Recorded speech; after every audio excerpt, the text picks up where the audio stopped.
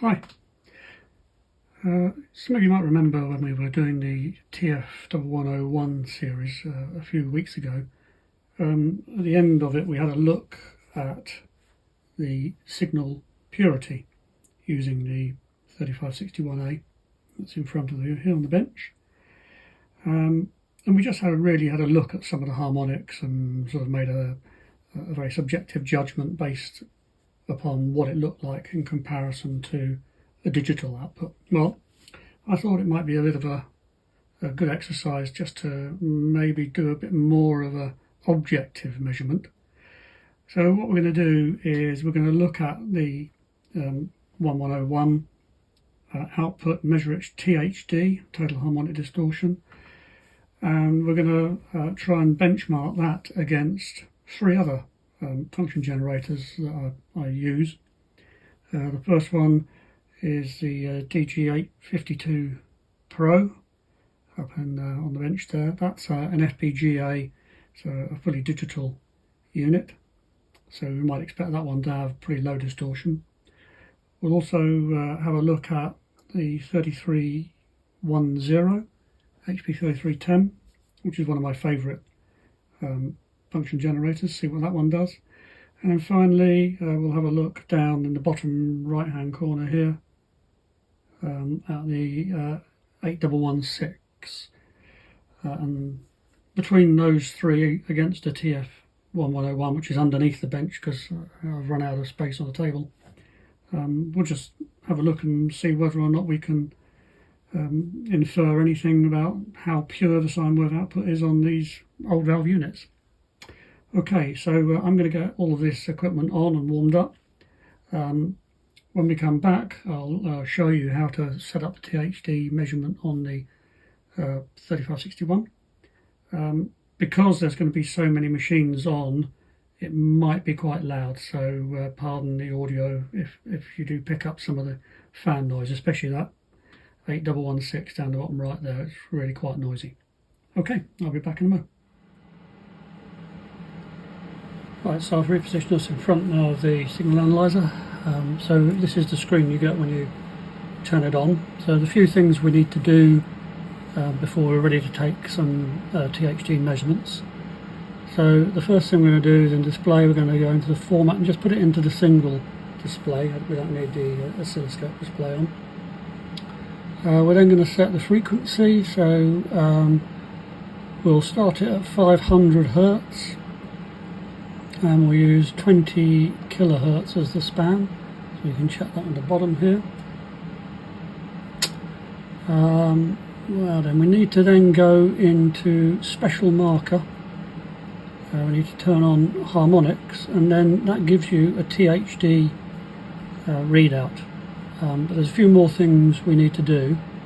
The first thing we need to do is to define the number of harmonics. So we'll just put 10 in for now, and then we also need to define the fundamental frequency. And what I've done is, with all these signal generators, I've set them up to 1 kilohertz. So we'll do that now. Did that work? Did I just do that? 1 kilohertz. There we go. And you can see now that it's actually put up the 10 harmonic lines that we're going to measure. Right, so I'm now going to start the 8116, so we might hear a bit more fan noise. And I'll turn on the 1101. And the first one we're going to look at then for reference, I think, will be the Rigol 852 Pro, because I suspect that one's going to be probably the best. So I'll turn that on now.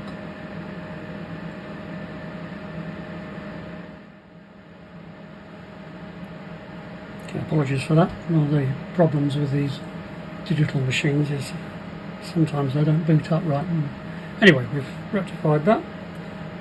So this then is the frequency spectrum, I suppose, for a sine wave at 1 kilohertz from the 852 Pro.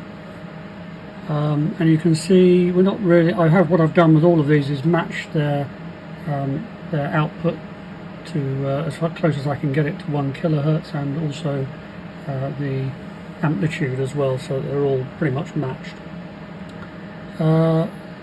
So here we are then. Let's just go marker to peak.